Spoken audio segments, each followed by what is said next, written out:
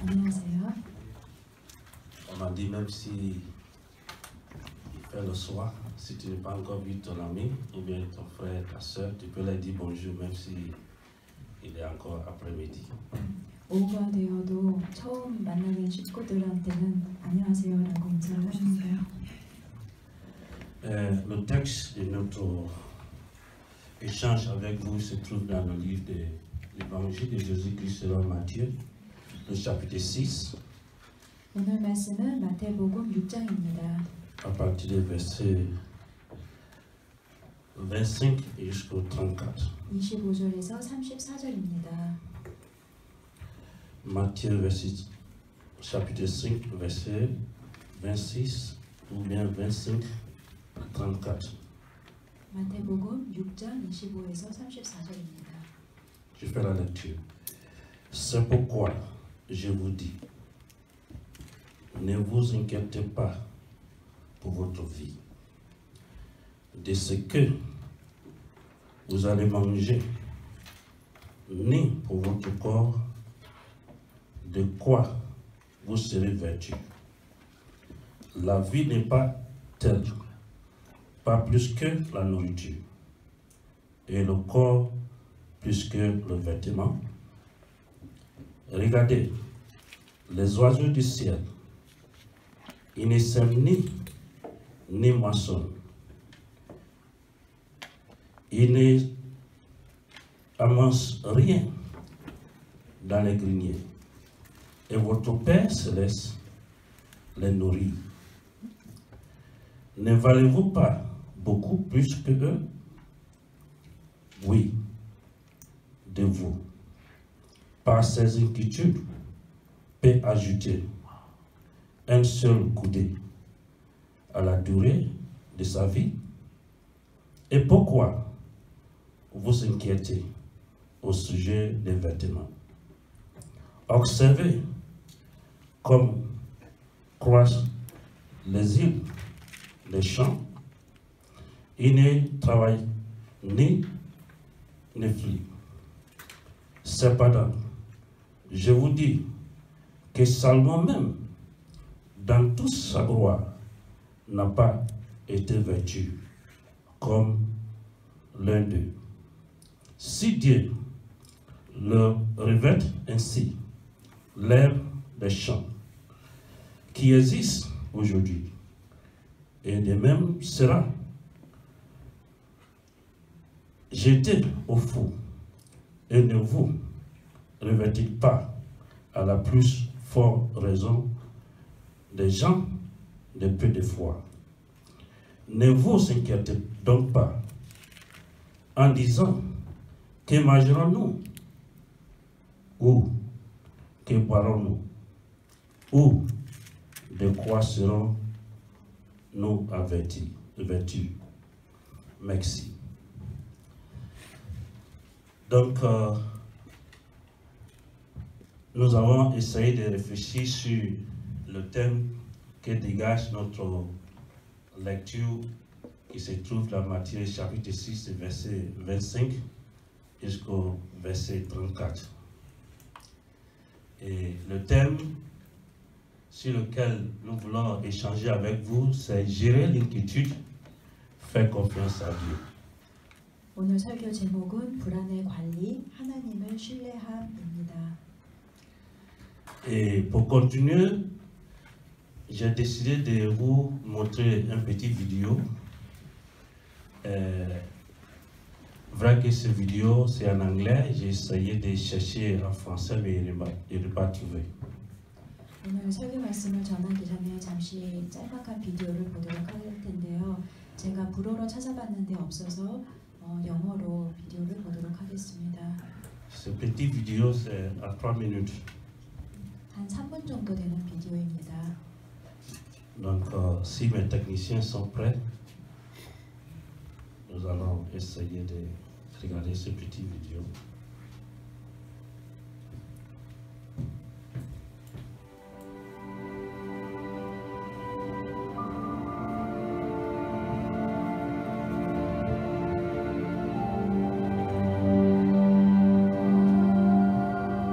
part of the shepherd lesson, I did want to look at one thing in the wilderness that will maybe surprise you a bit. Believe it or not, this is called wilderness, Midbar, but it's also called green pastures. Now, when you take a Westerner here the first time and you look at this, you find people say, well, I don't know that I can go there. Because the Psalm 23, the Lord leads me into green pastures, has been pictured as belly deep alfalfa. Well, you haven't seen any belly deep alfalfa. And from biblical time to today, it's rare to see a flock in the farm country. There isn't a lot of farm country in this culture. And so farmers kept the shepherds out as much as they could. Maybe they would come in a little bit after the harvest to glean what was left, but you don't want sheep where you can farm. This is the land of the shepherd. Right on the hillside across from us, you can see those grazing trails, cut there by sheep maybe as long ago as Abraham's time. They're spaced so that an animal on one path and an animal on another can reach right to the middle between them. That determines the distance, so you can graze an entire hillside.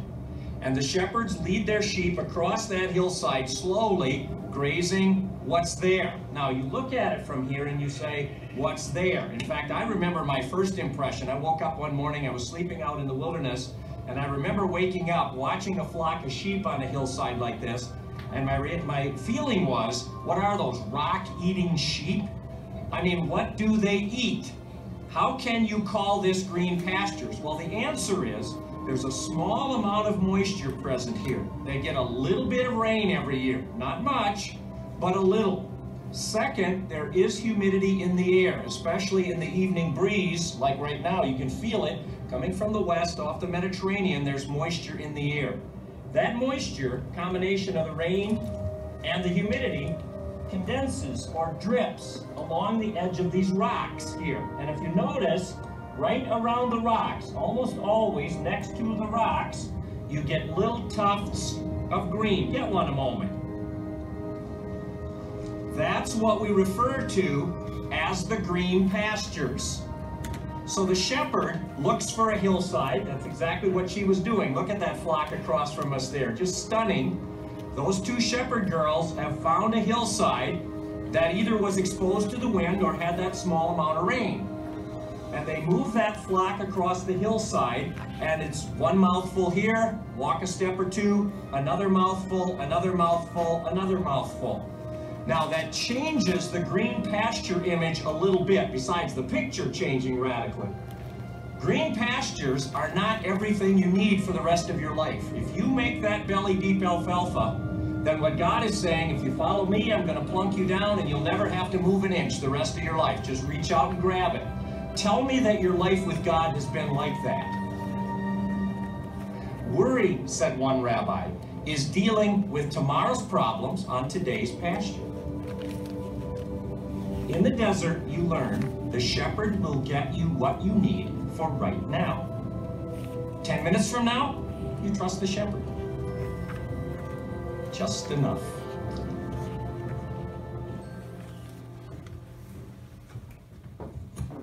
Voilà, merci. Et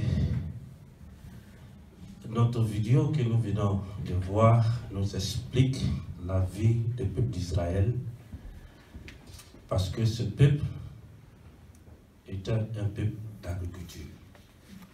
우리는 이 비디오를 통해서 이스라엘 백성들이 어떻게 살았는지를 볼 수 있습니다.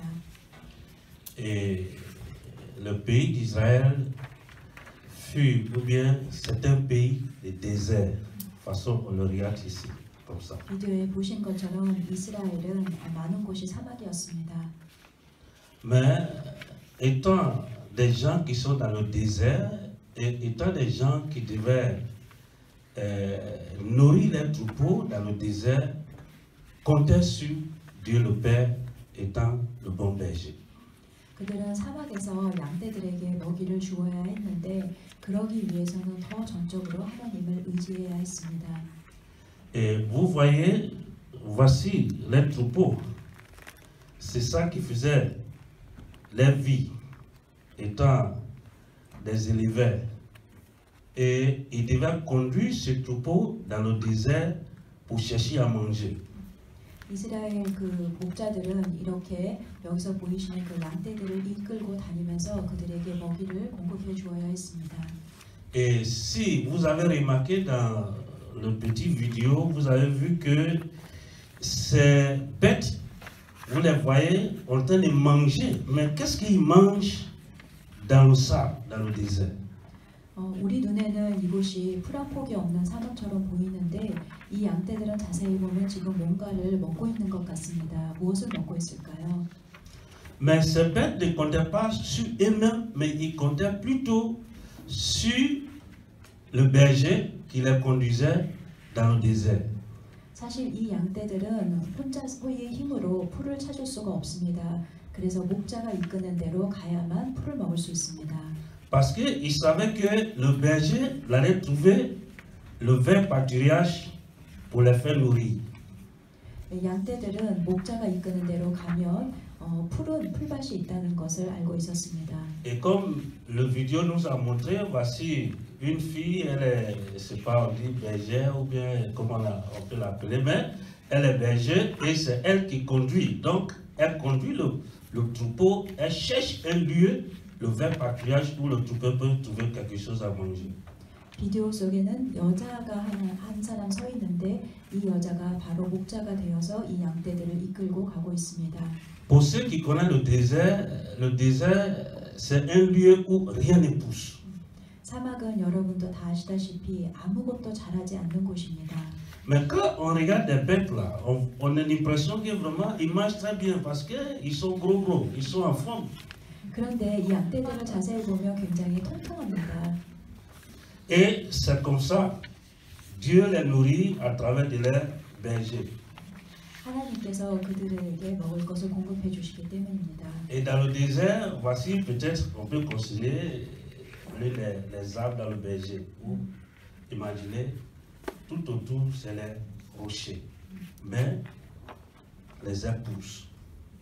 사막에는 우리가 상상하는 대로 이렇게 먹을 것이 없는 것처럼 먹을 것이 없지만 그래도 중간중간에 이렇게 풀들이 있습니다. Donc c'est ce que ce petit vidéo vient de nous raconter en disant que nous devons compter Dieu, nous devons compter sur Dieu étant notre bon berger. 우리는 이 비디오를 통해서 한 가지 중요한 교훈을 얻는데 우리도 역시 우리의 목자 대신 하나님을 쫓아가야 합니다. Dieu est notre bon berger qui répond à tous nos besoins. 하나님은 우리의 모든 필요에 응답해 주시는 분이십니다. Et nous pouvons dire à ce moment nous traversons une période très difficile où chacun se méfie avec l'autre qui est en face de lui. 우리는 다 인생에서 힘든 시간들을 보내고 또 우리가 믿지 못하는 사람들과 함께 있기도 합니다. À cause de ce virus qui a été ravager l'Asie et le monde entier. 지금 현재 코로나 바이러스 때문에 아시아 전체에서도 비슷한 분위기가 만들고 있습니다. Mais hier on m'a envoyé un message pour dire que non, à l'église tout ce qui est réunion tout est annulé et vraiment quand on vient au culte tout le monde doit porter masque sauf quand tu vas prêcher tu portes pas de masque. 어제 제가 카톡 메시지를 하나 받았는데 오늘 예배 올 때 모두가 다 마스크를 쓰고 와야 되고 설교할 때만 제가 마스크를 벗어도 된다는 그런 메시지를 받았습니다. Et nous avons prié pour que nous soyons là. Dieu merci. Voici ceux qui sont venus au culte. Les autres, on ne sait pas pourquoi ils ne sont pas venus, mais que Dieu les bénisse. 그래서 어제 그 메시지를 보고 기도했습니다. 오늘 그래도 많은 분들이 와서 같이 예배를 드실 수 있도록 이렇게 예배에 참석해 주셔서 감사하고 또 오시지 못한 분들도 하나님의 축복해 주시길 기도합니다. Mais je pense que les chrétiens ne doivent pas avoir la crainte. 저는 개인적으로 우리 크리스찬들은 이러한 어려움 앞에서도 두려움 속에 쌓이면 안 된다고 생각합니다. Les chrétiens doivent avoir la foi. 우리에게 믿음이 있어야 합니다. Parce que dans Genèse chapitre 3, verset 15, le Seigneur Jésus-Christ a écrasé la tête des serpents pour nous. Alléluia. 창세기 3장 15절을 보면은 예수 그리스도께서 분명히 뱀의 머리를 밟으셨습니다. Et si les gens sont découragés, c'est nous qui avons la foi en Dieu, c'est nous, on doit leur donner la vie, on doit leur donner le courage. 세상 사람들은 믿음을 잃고 힘들어하고 있을 때 우리가 바로 믿음을 가지고 그들에게 소망을 줄 수 있어야 합니다. Donc c'est pourquoi on ne doit pas avoir peur. 그러므로 우리는 두려워하면 안 되는 사람들입니다. Dieu nous protégera.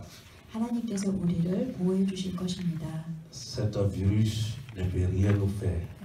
이 코로나 바이러스는 절대로 우리를 해칠 수 없습니다. Plutôt c'est le temps, nous devons profiter pour annoncer le Seigneur Jésus-Christ à ceux qui ne le connaissent pas encore. 오히려 이 기회를 이용해서 우리가 더 담대히 복음을 전해야 합니다. Dans notre université, on avait une sœur qui est venue de la Chine et puis bon, on lui faisait des remarques souvent quand on était en train d'échanger. On parlait de comment la Chine persécute ou bien persécutait les chrétiens. 제가 그 공부하는 그 신학교에 보면은 중국 자매가 하나 있는데 그 자매를 통해서 중국에서 얼마나 기독교인들을 핍박하는지에 대한 이야기를 종종 듣습니다. Vrai qu'on ne dit pas que parce que la Chine persécutait les chrétiens, c'est à cause de ça ce fléau est venu. Non, loin de là. 그래서 굉장히 심하게 핍박한다는 이야기를 들었는데 오히려 이 바이러스가 돌면서 그것을 멈췄다고 들었습니다. Mais ce virus est venu pour que chacun de nous puisse se rendre en lui-même et chercher la voie de Dieu. 오히려 이 코로나 바이러스가 우리에게 영적 기회가 되어서 우리 각자가 하나님이 어떻게 우리의 길을 귀하게 인도하시는지를 살펴볼 수 있는 좋은 시간이라고 생각합니다. Donc, nous devons compter sur la grâce de Dieu. 우리는 모두 하나님의 은혜를 의지하며 살아야 합니다. L'inquiétude est de faire face aux problèmes de demain dans le patriarche d'aujourd'hui. L'inquiétude, c'est de faire face aux problèmes dans le patriarche d'aujourd'hui. L'inquiétude. C'est la leçon que nous devons apprendre. Oui, c'est ça, c'est ma manière de définir l'inquiétude. Quand on ne sait pas qu'est-ce qu'il faut faire, comment je vais faire, mais il faut voir que quelque part, il y a l'espoir. 걱정이라는 것은 우리가 미래를 어떻게 미래에 있는 그 문제들을 우리가 어떻게 해결해야 되는지 몰라서 염려하는 것이 바로 걱정입니다. Et c'est ce qu'on a vu dans le petit vidéo là, on a vu que dans le désert, on voyait des bêtes qui ont été dans le sable. 그런데 우리가 그 비디오를 보면은 양떼들은 앞을 보지 못하고 땅만을 보고 그 풀을 찾아 먹고 있었습니다. L'inquiétude, c'est le problème. 걱정은 바로 문제입니다. Mais dans ce problème-là, qu'est-ce qu'on doit voir? On va voir qu'il y a le vrai patriarche dans lequel notre espoir se trouve, Dieu. 그러나 사실 우리는 문제 속에서도 바로 그 초장에 그 풀들이 있었던 것처럼 그 풀들을 볼 수 있어야 합니다. Et que nous devons faire lorsque l'inquiétude est là, ou bien l'inquiétude domine notre vie? Qu'est-ce que nous devons faire? 그렇다면 이렇게 걱정과 근심이 우리를 지배하려고 할 때 우리는 어떻게 행동해야 할까요? Y a-t-il un espoir pour nous, en tant que croyants, en tant que chrétiens? Est-ce qu'il y a un espoir? 우리는 크리스찬으로서 어떤 소망을 가지고 있어야 하나요? 우리가 소망이 있기는 한 건가요? Jeudi jusqu'à jeudi passé, le taux de ceux qui sont contaminés était environ de 200 et quelques ici en Corée. 한국에서 저도 그 바이러스에 감염된 분들의 수치를 봤는데 주중까지만 해도 한 200명 안팎이었습니다. Mais jusqu'à hier soir, quand j'ai vu le statistique était environ de 400 et quelques. 그런데 최근 요 며칠 사이에 400으로 확 뛰어 올랐습니다. Donc ça a doublé. 거의 배가 된 것이죠. Mais est-ce qu'il y a un espoir pour moi qui est un enfant de Dieu? 그렇다면 이러한 수치를 보면서 우리는 크리스찬으로서 과연 우리에게 없는 어떤 소망이 있는 것일까요? Et j'étais là et dit, mais Seigneur, comment de 200 jusqu'à maintenant ça devient 400? Donc d'ici demain ça sera combien? 이렇게 금방 며칠 사이에 200에서 400명으로 감염자 수가 뛰었는데 하나님 그렇다면 앞으로 더 많이 늘어날 텐데 우리는 이 상황을 어떻게 바라봐야 합니까? Et puis hier, je suis sorti avec un collègue et puis quand on rentrait, il m'a dit que on dit il y avait quelqu'un qui avait ce virus-là qui est descendu à la station Wanaru où on habite. 제가 어제 잠깐 외출했다가 돌아왔는데 저와 함께 동행했었던 그 동기가 이야기해 주기를 그 목사님이 계신 곳에서도 그 감염자가 한 명 지나갔다고 합니다. Si vous sortez de la station, il y a une petite boutique et il me disait que c'est ici le gars est rentré hier. 목사님이 그 숙소에 돌아오시기 위해서는 내려야 되는 그 정류장, 지하철 정류장이 있는데 그 저기 정류장 바로 옆에 가게가 있다고 합니다. 그 동기가 오면서 바로 이 가게에 어제 그 감염자가 지나갔대라고 이야기해 줬습니다. Mais dans tout cela, qu'est-ce que nous devons faire quand l'inquiétude est là? Qu'est-ce que nous devons faire? 그렇다면 이런 상황 가운데서 우리는 염려할 수 있는데 우리 크리스찬들은 어떤 모습을 가져야 할까요? Jésus nous rappelle que nous devons, nous ne contrôlons pas notre vie. Dieu est celui qui a notre vie en main.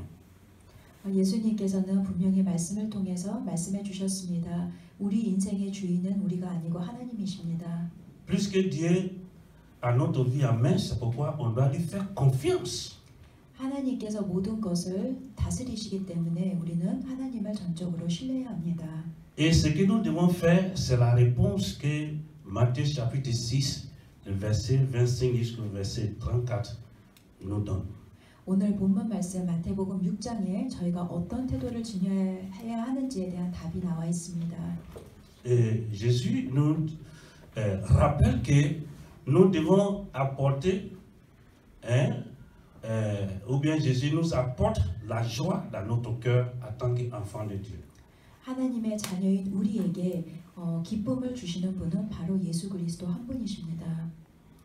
Jésus répond à notre inquiétude. 그리고 예수님은 우리의 염려를 아시고 그 염려를 해결해 주시는 분이십니다. Donc rapidement, nous disons que le livre de Matthieu, à partir du chapitre 5, Jésus nous donne la base morale de la vie chrétienne.